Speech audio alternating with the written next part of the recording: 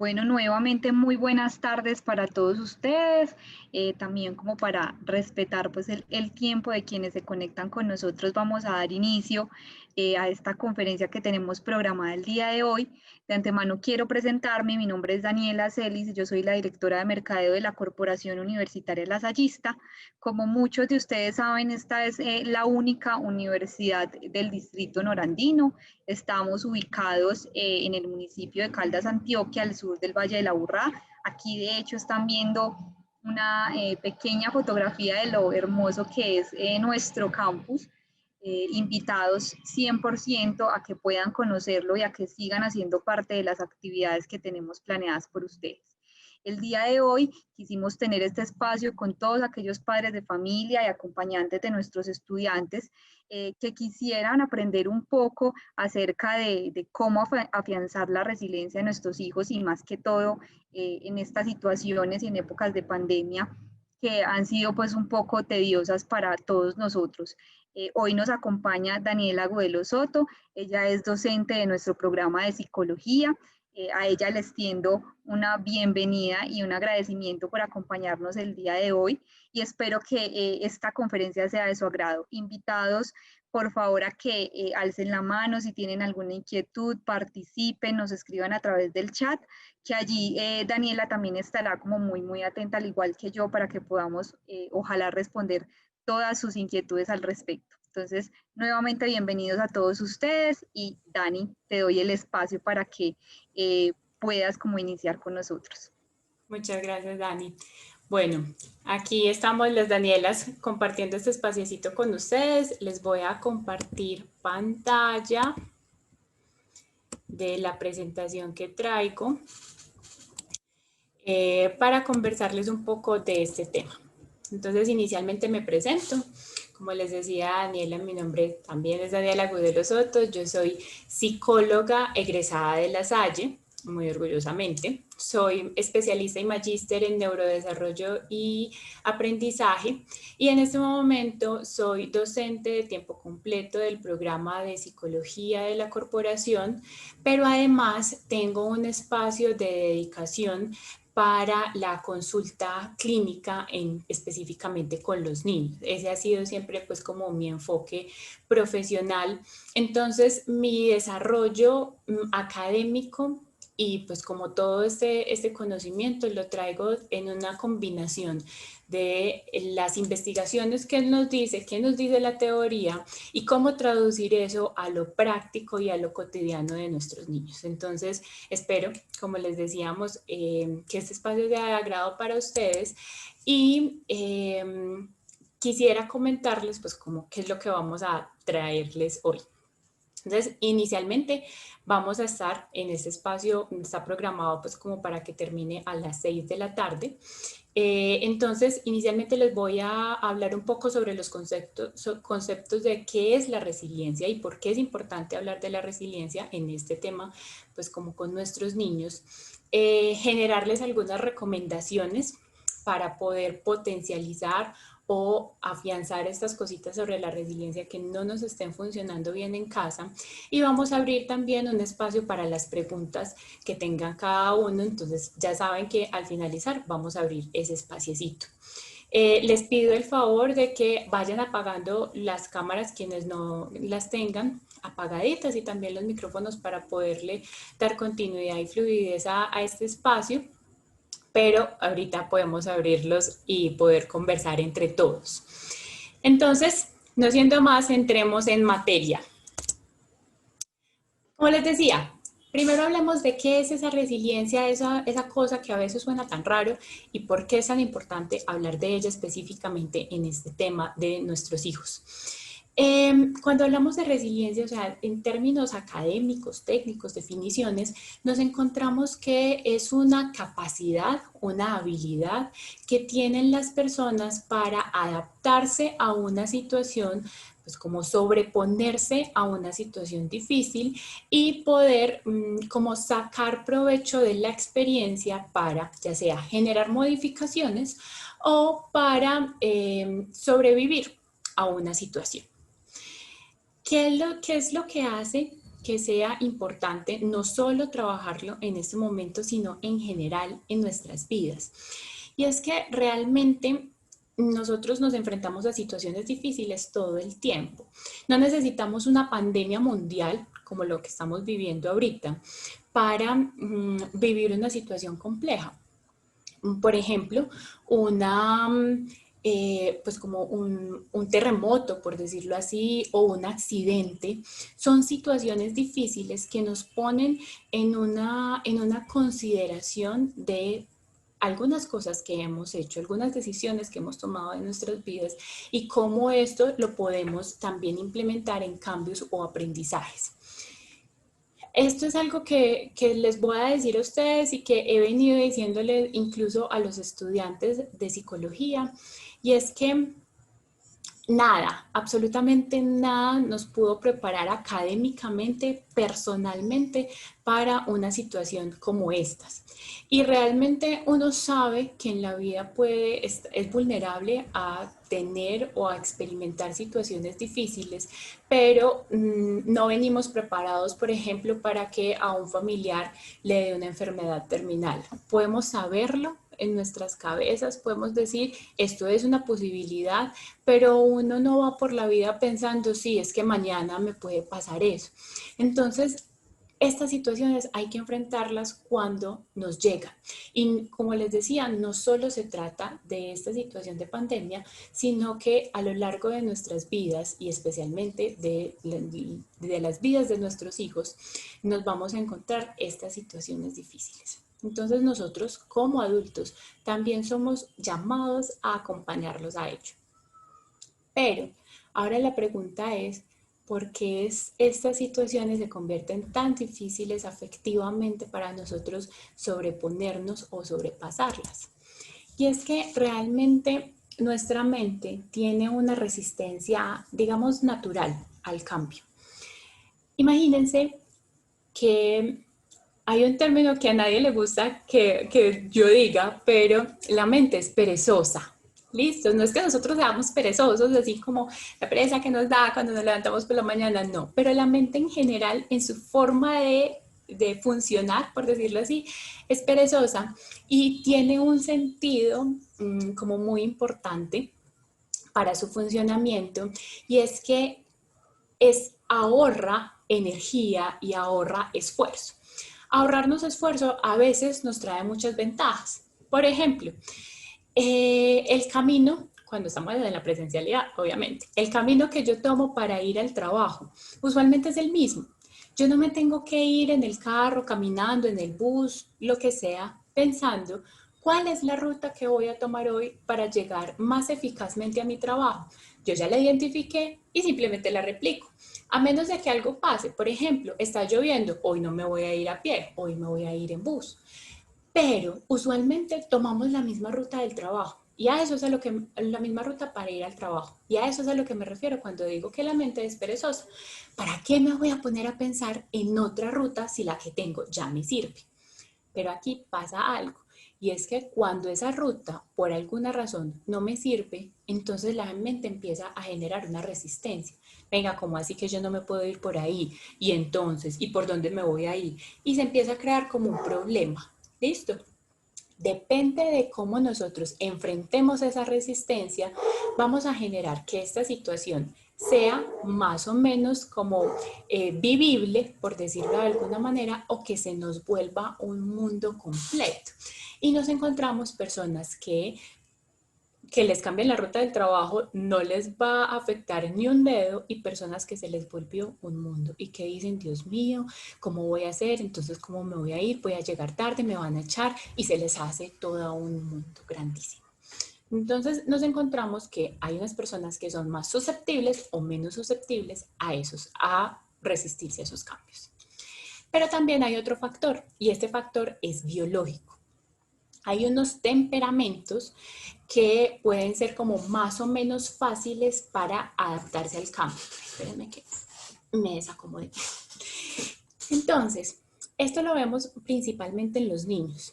Ustedes que son papás, y más que todos los que son papás de varios hijos, me imagino que se han dado cuenta que hay unos hijos, pues el mayor, por ejemplo, es como más tranquilo, pero el menor tiene como un motor y ese pues se remonta en toda parte y es súper irritable y tú le dices una cosa y ya te tiró 3 piedras. Entonces lo que nosotros nos hemos dado cuenta es que hay unas características en esa actitud, en ese temperamento que tienden a ser biológicas. Hay unos niños que son más tranquilos y hay otros que son más agresivos, más entrones, por decirlo de alguna manera.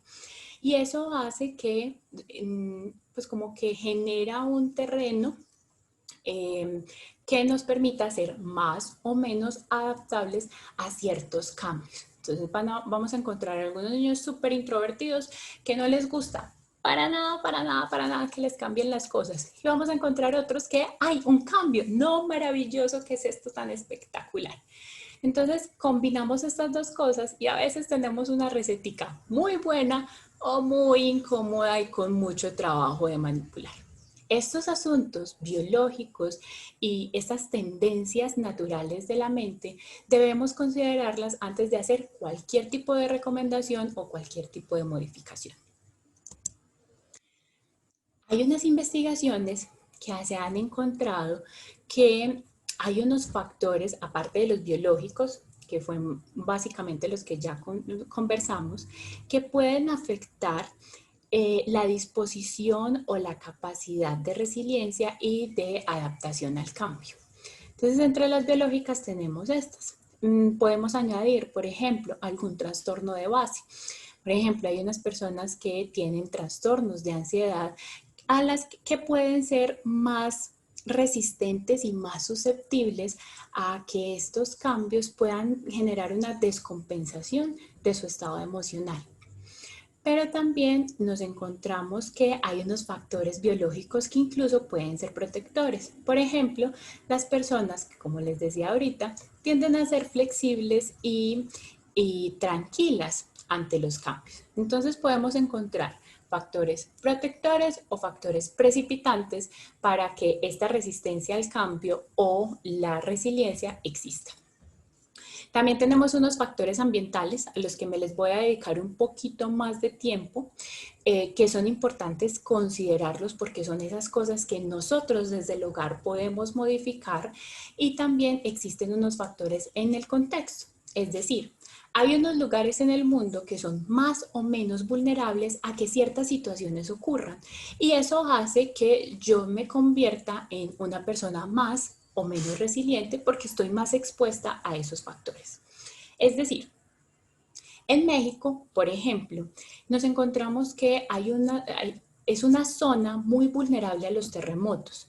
Nosotros, al contrario, no vivimos tan expuestos a este tipo de situaciones. Entonces, un terremoto para nosotros, lo más que nos puede pasar usualmente, pues hemos tenido obviamente algunos eventos desafortunados, pero usualmente lo que nosotros nos encontramos es lo que aquí llamamos un temblor. Se movieron las cosas, se cayeron algunas, sí mucho, pero no pasó nada grave. En cambio, en México, esto es algo que puede pasar con una frecuencia mayor. Entonces nos encontramos que hay unos factores en el contexto geográfico en el que nos desenvolvemos que pueden favorecer o no que esa resiliencia se presente o no tengamos que ser resilientes a un terremoto. ¿Listo? Entonces, concentrémonos en las ambientales. ¿Cuáles son esos factores que la literatura nos reporta que pueden favorecer o no esa resiliencia en términos ambientales? Entonces, dediquémonos al entorno familiar, que es lo que nos compete a nosotros. ¿Qué nos encontramos? Como la calidad y la disposición que tengamos como papás para el monitoreo y apoyo pueden ayudar a generar unos mayores niveles de resiliencia. ¿Cómo? Usualmente nosotros somos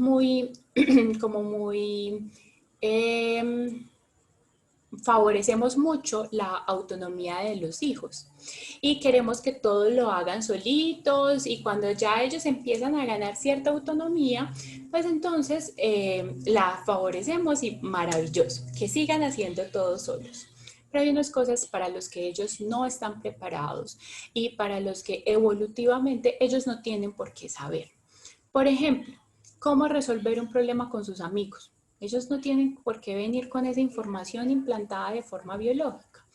Ellos se van a favorecer del apoyo que nosotros como padres le podamos generar para resolver ciertas situaciones cotidianas.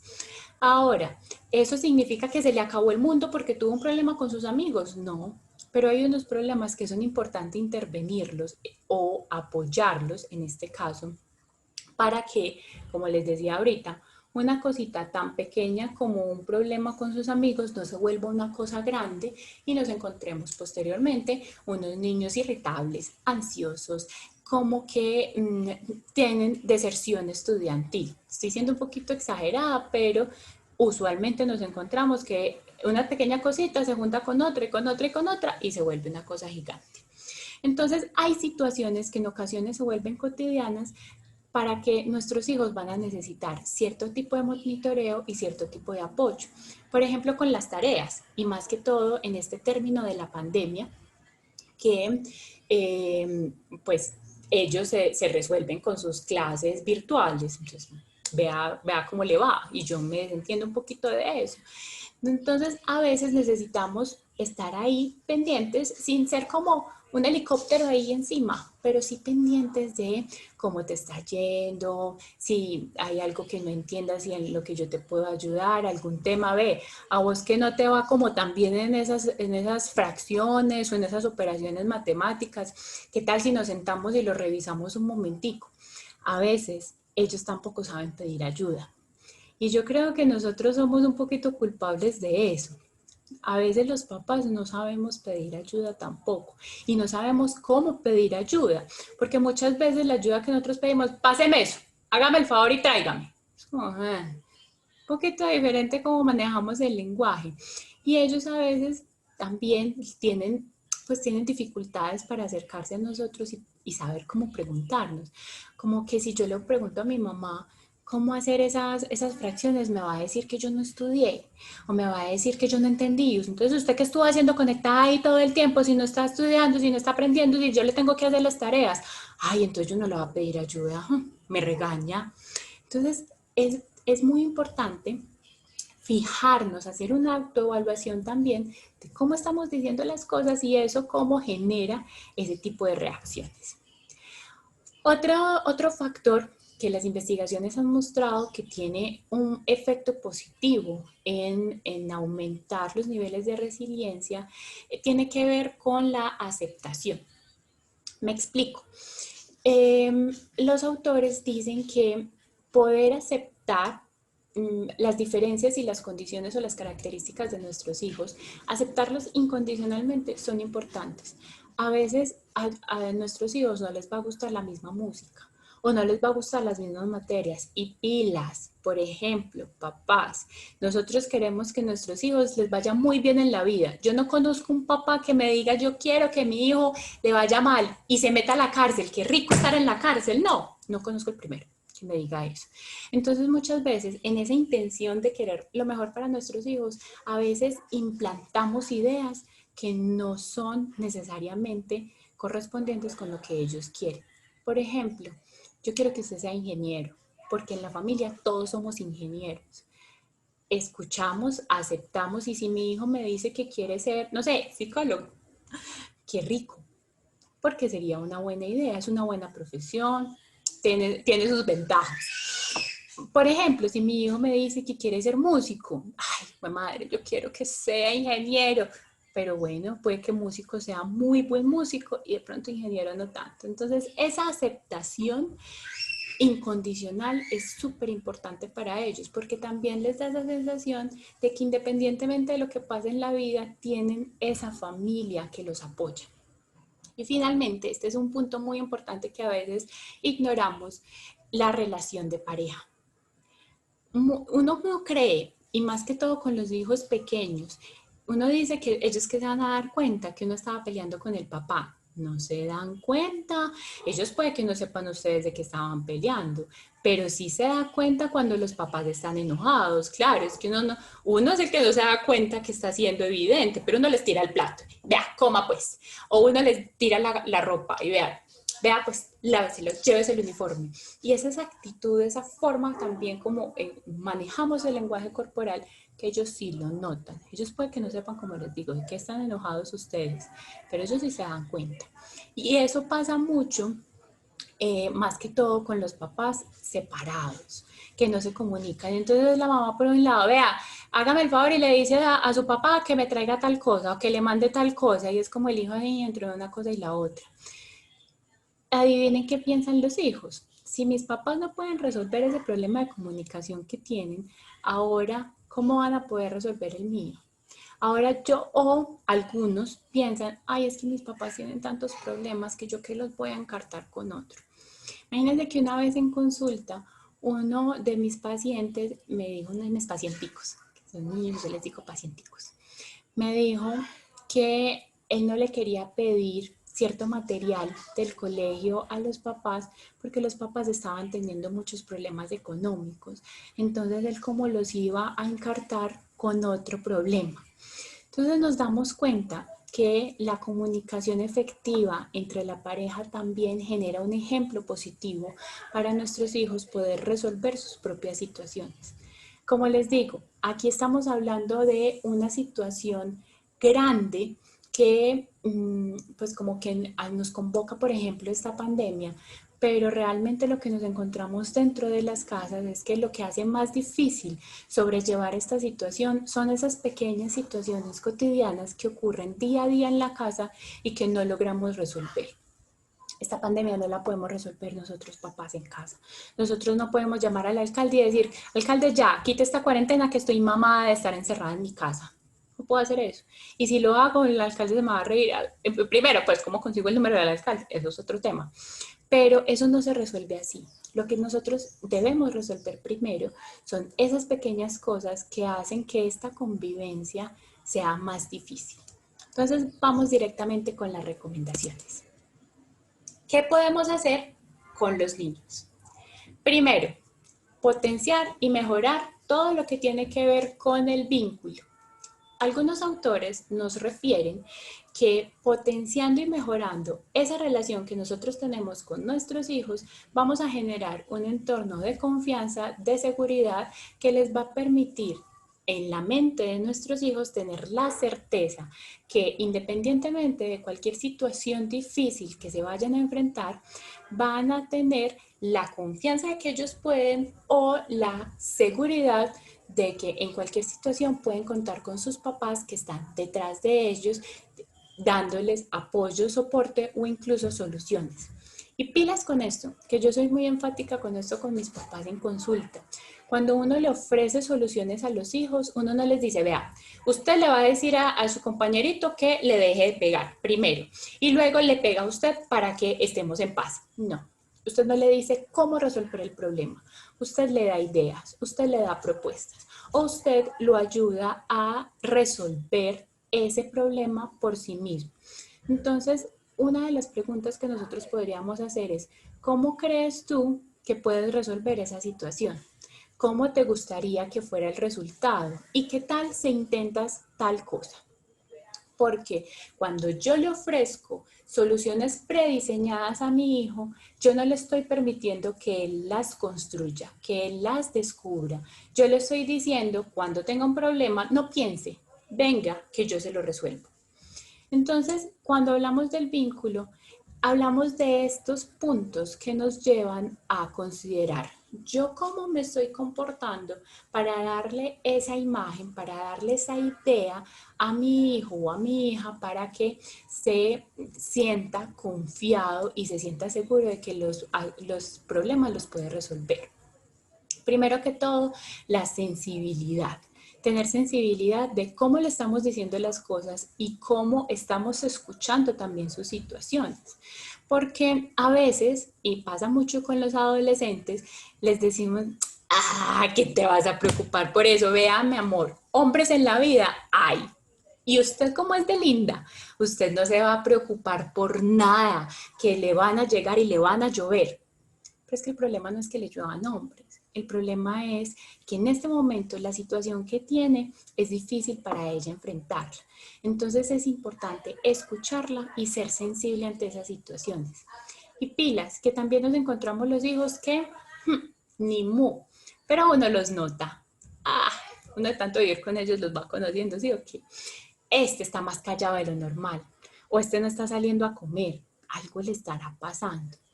Pilas en la forma como nos acercamos a ellos. Venga, ¿y usted qué? ¿Por qué no quiso comer? ¿Qué le pasó? ¿Qué le dio? Acuérdense, la forma como nos comunicamos. He notado que nos estás comiendo menos. ¿Hay algo que esté pasando? ¿Tienes alguna situación en el colegio? ¿Quieres que te ayude? ¿O quieres simplemente que te escuche? La accesibilidad es algo muy importante y la accesibilidad va más allá de uno estar ahí en el celular y que el hijo le diga a uno, me va a ayudar con tal cosa, ahorita que estoy ocupada. Va más allá de eso, va también con esa disponibilidad que yo ofrezco a mis hijos para decirles, aquí pueden llegar con alguna situación que tengan y no como que frenarlos desde el inicio y decir, yo no tengo tiempo para eso, o usted me va a decir un montón de pendejadas otra vez, qué pereza. A veces no puede que no digamos esas palabras específicamente, pero a veces la forma como decimos las cosas le dan a entender a nuestros hijos que nuestros problemas, que sus problemas no les importan.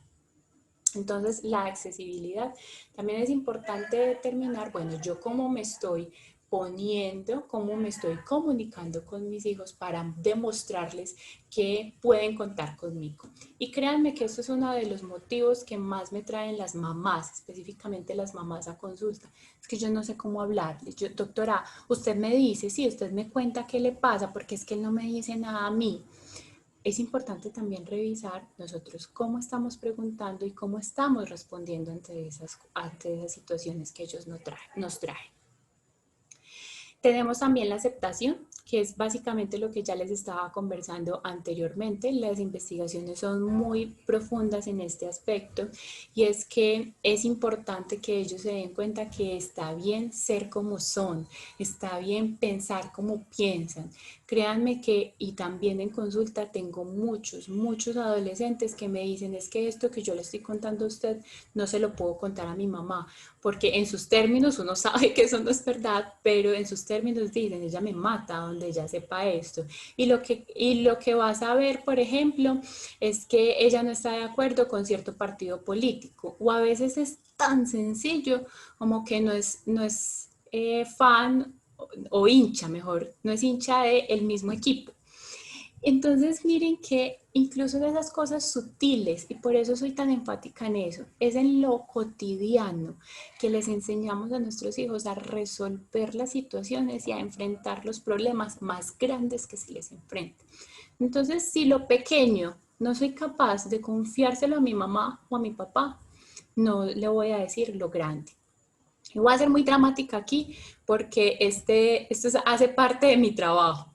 Y es que si no les va a decir que es hincha en lugar de Nacional del Medellín o de quién sabe qué otro equipo de fútbol, no les va a decir inmediatamente que está en embarazo. No les va a decir cuando un amigo esté consumiendo drogas psicoactivas y la esté invitando. No les va a decir cuando una persona se haya sobrepasado en la forma como se comporta con ellos y la haya hecho sentir mal o le haya hecho daño. No les va a decir, porque se va a sentir que ustedes lo van a regañar. Y es en lo sencillo, es en lo cotidiano, es en lo pequeño que uno les va dando ese mensaje. Desde que uno les dice, ¿y usted por qué no sacó el buzo? Vea este frío que está haciendo, es que usted sí no. Desde eso, desde lo pequeño, desde ese mensaje que les repetimos todos los días, se les va quedando esas ideas en su cabeza, sin pilas. Y esto es súper importante. Si no nos pueden contar lo pequeño, muchas veces no nos pueden contar lo grande. Finalmente tenemos la cooperación, que es lo que yo les estaba explicando respecto a cómo les ayudo a resolver el problema, no cómo les doy soluciones prefabricadas para las situaciones que los traen. En familia, ¿qué podemos hacer con nuestra pareja? O por ejemplo, las mamás que viven con su mamá o los papás que viven solteros, pero tienen un entorno familiar cercano y se apoyan en ellos. Entonces, con los adultos, ¿listo? Ahorita estamos hablando adulto-niño, ahora estamos hablando adulto-adulto. Entre los adultos, ¿qué podemos hacer? Podemos expresar. Muchas veces lo que nosotros hacemos es que nos guardamos las cositas y las guardamos y las guardamos. Ustedes han guardado basura debajo del tapete. Se vuelve un montón de basura y ese tapete ya quedó sirviendo para nada. Entonces, las guardamos, las guardamos, las guardamos, las guardamos, las guardamos, las guardamos, hasta que esta cosita chiquita se nos vuelve lo que abre y lo que destapa todo eso que se guardó. Pero pilas, aquí hay algo importante y es también tener en cuenta y cuidar las palabras que utilizamos para decir las cosas. Una cosa muy diferente es expresar mi inconformidad respecto a una situación que, por ejemplo, a mí no me gusta que, no sé, que mi esposo, mientras yo estoy organizándome para dormir, ponga el partido a todo taco. Vos no ves que yo quiero dormir. Entonces es muy diferente yo cómo le digo las cosas y lo que nosotros decimos en términos coloquiales en caliente. Muy diferente cuando yo le digo las cosas a mi esposo cuando estoy enojada. Apaga pues ese televisor, no ves que yo quiero dormir, es que vos no tenés consideración de todo lo que yo he hecho. ¿Sabe su esposo qué escuchó? Le entró por aquí y le salió por acá. Nada. Es muy diferente yo cuando digo las cosas calmada, en un tono, porque no estoy como infectada por esa ira y en una situación que no tiene que ser esa en ese momento inmediato, sino en una situación en la que estemos tranquilos, yo le digo, amor, yo quisiera hablar algo contigo. Y es que he venido identificando que yo sé que a ti te gusta mucho el fútbol, pero cuando yo quiero dormir, tú lo pones y lo pones muy duro. Yo siento que no tienes en consideración pues mi cansancio, mi sueño, tú sabes que yo trabajo mucho, que es muy difícil la vida aquí en el hogar. ¿Qué tal si sacamos el televisor de la habitación y tú vas, ves el partido y cuando termines vienes y te acuestas conmigo? Pilas, que aquí yo no estoy diciendo como mujeres seamos sumisas, sí, no, nada, porque esto también lo puede decir un hombre tranquilamente. Yo lo que estoy diciendo es que es muy diferente la forma como yo me comunico y pilas que en mi ejemplo yo hice una propuesta de resolver esta situación. A veces nosotros no sabemos cómo resolver los problemas y eso también está bien, pero muchas veces nosotros esperamos que los demás adivinen cómo queremos que se resuelvan el problema que nosotros tenemos. No se le ocurre sacar ese televisor de la pieza, ¿no? Todos los días es la misma cosa. Ya le dijo. ¿Y cómo se lo dijo? Entonces es importante eso, expresar las cosas de manera adecuada. Pero también es importante el respeto desde el otro lado. Respetar las decisiones, respetar los sentimientos, respetar las emociones y las preocupaciones de nuestra pareja, de nuestro familiar, es importante. Entender que ellos tienen unos derechos y entender que es importante hacerlos valer. Me voy a pasar rapidito por estos dos puntos para que dejemos espacio para las preguntas. Y es en cuanto a la seguridad y a la actitud positiva. Y nos referimos a que esa forma como nos expresamos ante las situaciones no van a ayudar a que nuestros hijos resuelvan y se enfrenten al problema que se está presentando si nosotros también les inspiramos esa sensación de malestar. Finalmente y rápidamente, los niños también pueden hacer algo para mejorar su resiliencia y es identificar sus emociones, saber que a veces algo me hace sentir triste, me hace sentir enojada, me hace sentir irritada y es importante nombrar esas emociones.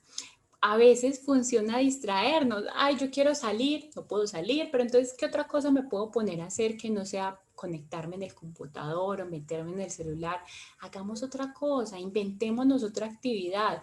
Papás, se los juro que me ha funcionado. A veces incluso volver las actividades del hogar se pueden convertir divertidas si lo sabemos hacer. Entonces vamos a hacer una competencia de quién, por ejemplo, clasifica todos sus lapiceros. Eso funciona más con los chiquitos, lo confieso. Pero quién clasifica todos sus lapiceros de mejor manera. Y los organizaron y los pusimos en un sitio.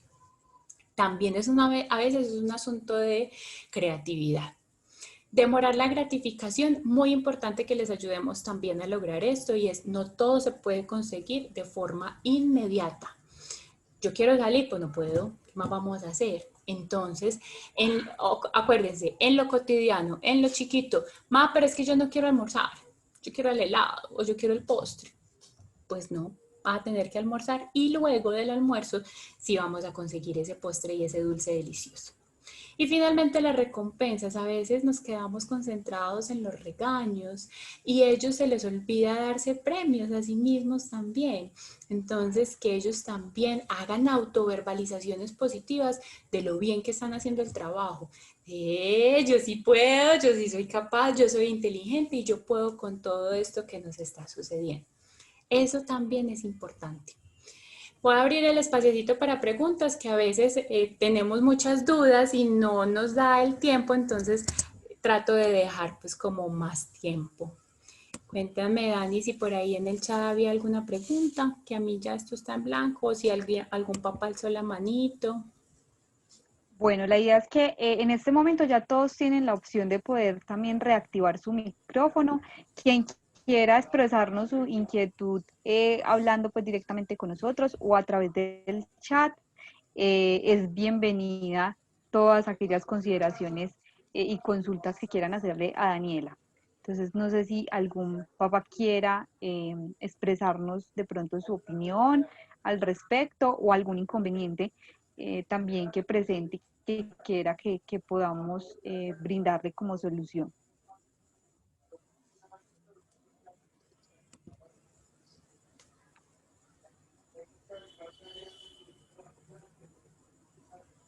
Recuerden que no necesariamente lo tienen que hacer activando su micrófono, sino que a través del chat también pueden copiarnos sus preguntas. No sé, Dani, si de pronto quieras decirles como algo más mientras miramos si alguno de ustedes se Claro, anima se anima. a consultarnos algo.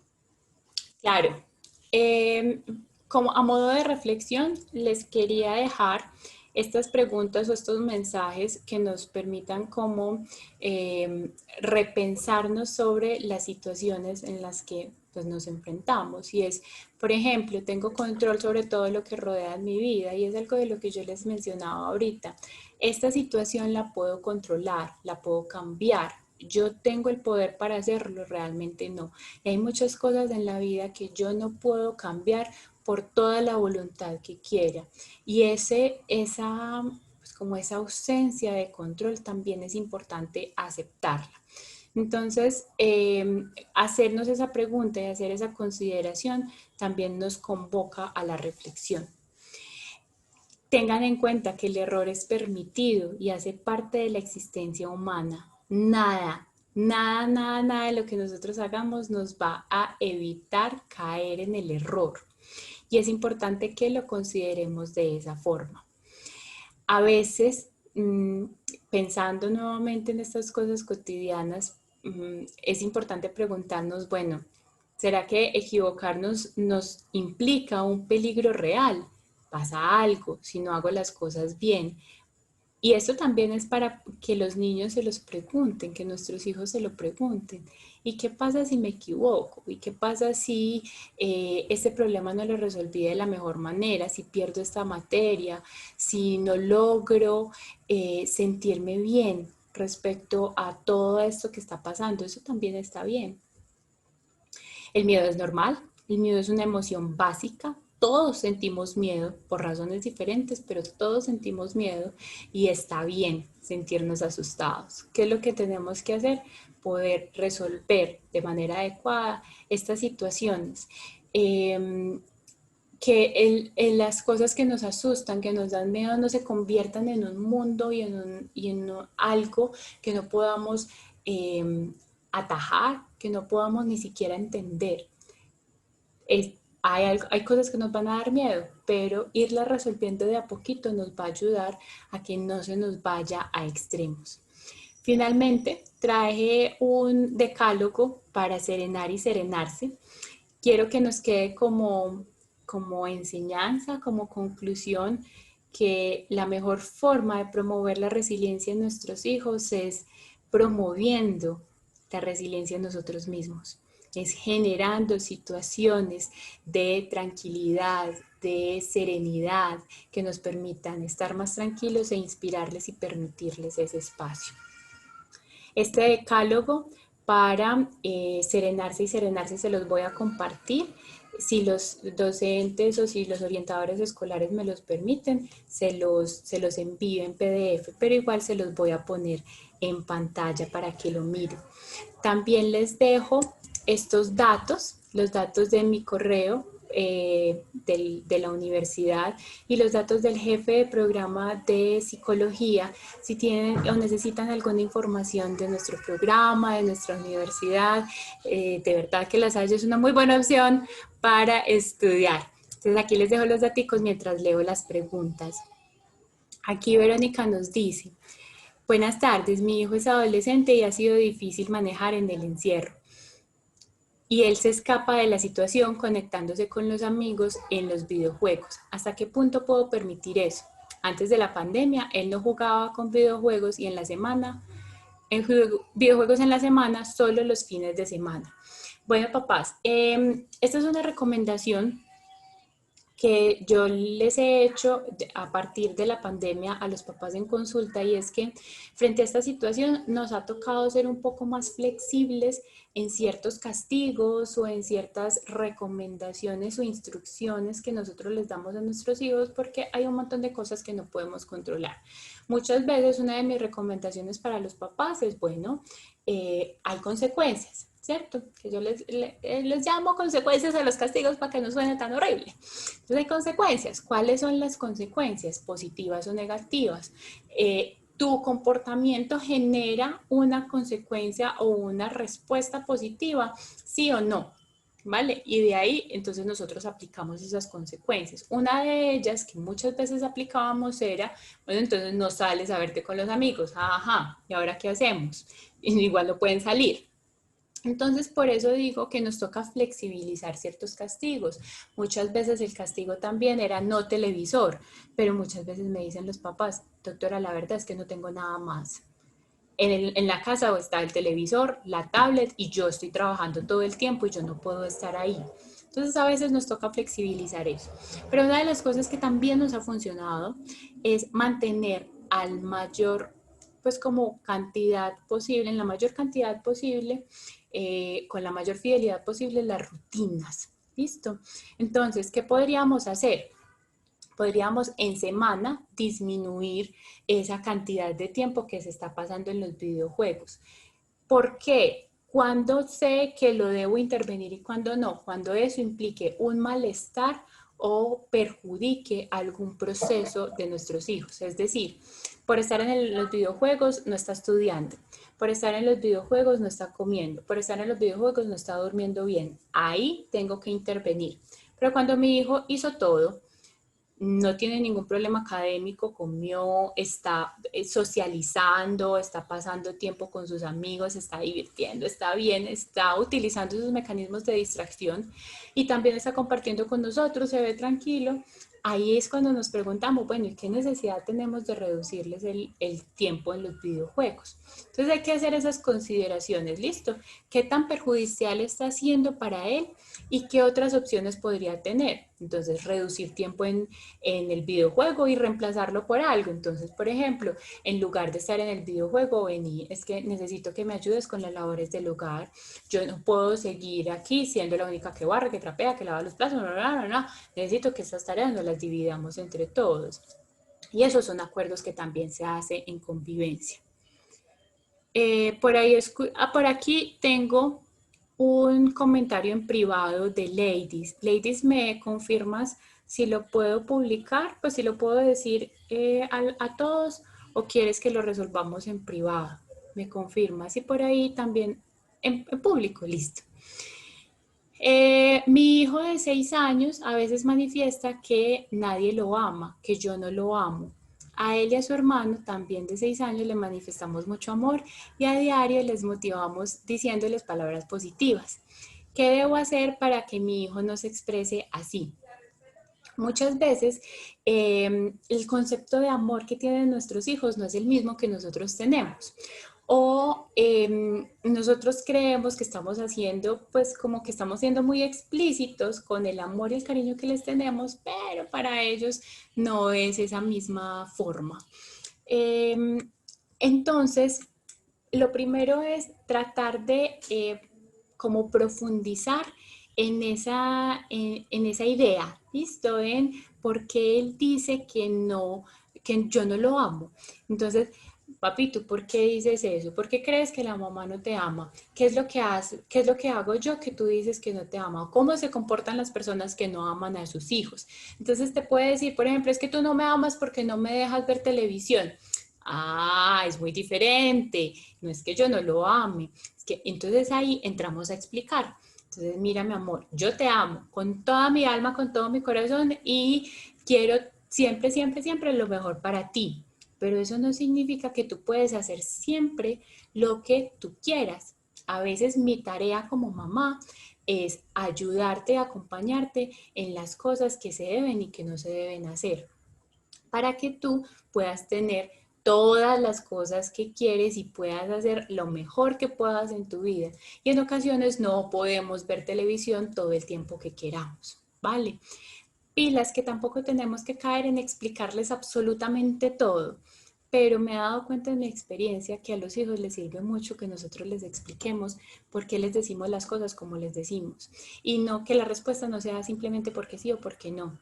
Mi corazón, debes apagar el televisor porque es importante que pasemos tiempo en familia o porque eso te puede afectar tu sueño o porque eso puede o porque te debes dedicar también tiempo para las tareas, hay que sacar tiempo para todo. No tenemos que explicar absolutamente todo, pero sí a veces pues como que la decisión, perdón, la respuesta no puede ser porque yo digo. Espérame, por aquí también tenía otro comentario. Mónica, también tu comentario me quedó en privado. ¿Me confirmas por favor si lo puedo publicar? Con mucho gusto, Lady. Mientras tanto, voy leyendo el comentario de Juan Sebastián. Él dice, hola, mi hijo tiene 17 y se gradúa este año y no sé hasta qué punto es bueno presionarlo para que estudie fuera del país por un tiempo. No lo vemos muy seguro de su carrera y nos gustaría que tuviera la experiencia de estar solo y así poder defenderse. Vale, perfecto. Entonces, esto es algo que, pues afortunadamente, ay, me disculpan que quiero compartirles el decálogo del que les estaba hablando. Entonces, mientras les respondo esto, en estos 5 minuticos les comparto este documento. Entonces, como te decía, con los grandes, con los chicos grandes, hay que aprovechar que ya está súper grande tu hijo, sentémonos a conversar con él, pues como a profundizar en eso que quiere, en las razones que nosotros tenemos para recomendarles esa experiencia de vivir solo en otro país, en generar estrategias para que él sienta que tiene nuestro apoyo. Entonces, por ejemplo, bueno, ¿y qué tal si te vas para tal país donde allá hay unos familiares? Entonces, si tienes algún problema, ellos pueden llegar de forma inmediata porque nosotros no podemos viajar de una noche a otra pues a resolver alguna situación. ¿Qué tal si en ese país que vas a encontrar a esta persona, tú vas a tener el contacto todo el tiempo de él, pero qué rico que tú vivas esa experiencia y te enfrentes a esa situación? Entonces, mi recomendación en este caso específico es que se sienten a hablar con él. pilas, y esto es muy importante, en un espaciecito en que todos estemos emocionalmente tranquilos y disponibles. No nos vamos a sentar a hablar con él cuando está, por ejemplo, hablando con sus amigos, en los videojuegos, haciendo una tarea. No, por ejemplo, cuando estamos comiendo, después de comer, mira corazón, es que quiero compartirte algo, quiero conversarte algo. No estamos, como papás, no estamos muy seguros del tu decisión en la carrera y sabemos que no es una decisión fácil y queremos ofrecerte esta posibilidad. Yo se los digo, papás, uno nunca está 100% seguro de nada, y menos de que un hijo se vaya a quién sabe cuántos kilómetros de la casa. O sea, yo entiendo esa angustia que uno dice, fue madre, algo le va a pasar, pero también es importante que vivamos esa angustia nosotros y que confiemos en ese trabajo espectacular que hemos hecho durante estos 17 años para que darles a ellos la confianza de que pueden resolver las situaciones que se le presenten, que va a vivir cosas difíciles, claro, eso va a pasar y de esto se trata todo este espacio de nosotros, pero es importante también que ellos lo vivan y se den cuenta que pueden resolverlo. Voy a leer por aquí otra preguntita que me hicieron. Dice, mi hijo cree que cuando viene la novia no la miramos bien. ¿Cómo podemos explicarle que no hay acción mala con ella? Y también él en algunas ocasiones busca al papá para decirle que la mamá no lo entiende y en otras ocasiones hace lo contrario. ¿Cómo podemos manejarlo? Bueno, a ver si puedo resolver esa pregunta en los 2 minuticos que me quedan. Esta es una técnica, pues, pero milenaria. Yo creo que hasta yo lo hice con mis papás. Uno le dice una cosa a uno y uno le dice una cosa al otro. Pilas, que cuando los hijos se dan cuenta que los papás son una unidad, un entorno colaborativo, ellos no van a hacer eso porque ellos saben que lo que le diga al papá se lo va a decir a la mamá y viceversa.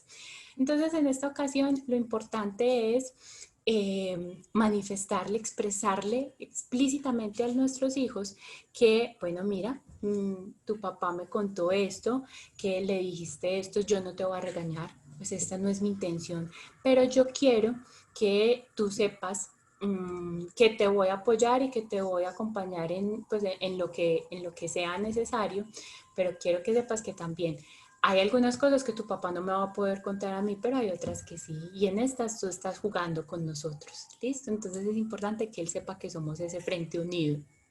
Y con la novia, entonces mi recomendación es que pues podemos generar, por ejemplo, actividades en común que se puedan aprovechar y que se puedan compartir. Por ejemplo, no veo a tu novia desde hace rato, así como súper sutiles. No veo a tu novia desde hace rato.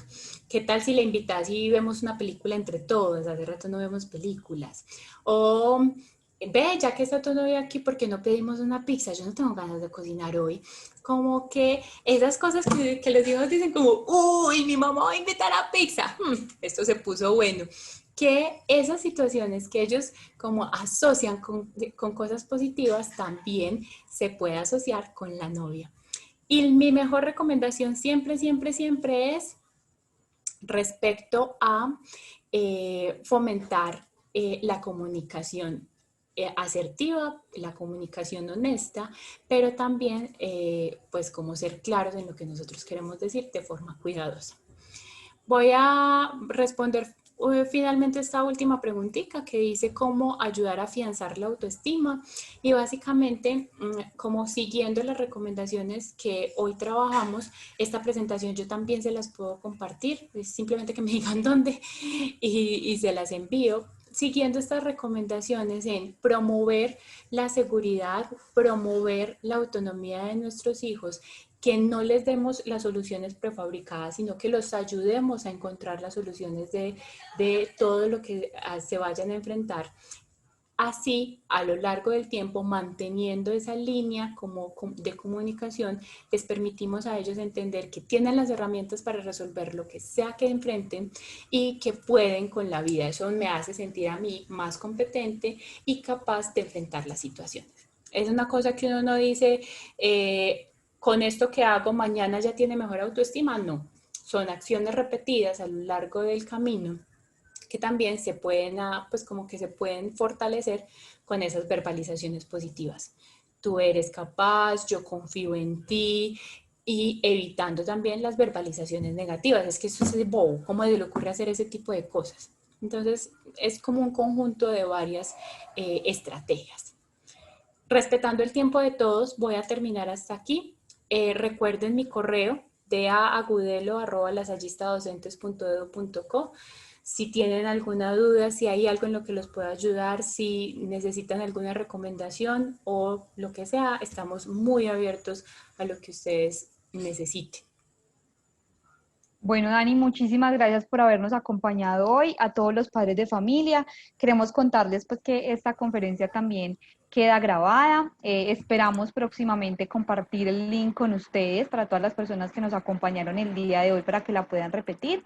Y a sus correos electrónicos les estaremos enviando las memorias del día de hoy también para que puedan acceder a ellas. Nuevamente, muchas gracias a todos ustedes por habernos acompañado el día de hoy. Y esperamos que sigan participando en estos eventos que desde la Corporación Universitaria Lasallista, la universidad de sus hijos, pues también puedan como acompañarnos. Feliz tarde para todos y Dani, muchísimas gracias a ti por la conferencia. Muchas gracias a ustedes por quedarse aquí conectados, por las preguntas, por atender y de verdad súper, súper abiertos y súper disponibles de lo que les podamos ayudar, que se van a dar cuenta que La Salle, la Universidad de La Salle es la casa de todos. Entonces sigan por aquí. Feliz noche Así para es. todos. Feliz tarde para todos, que estén muy bien.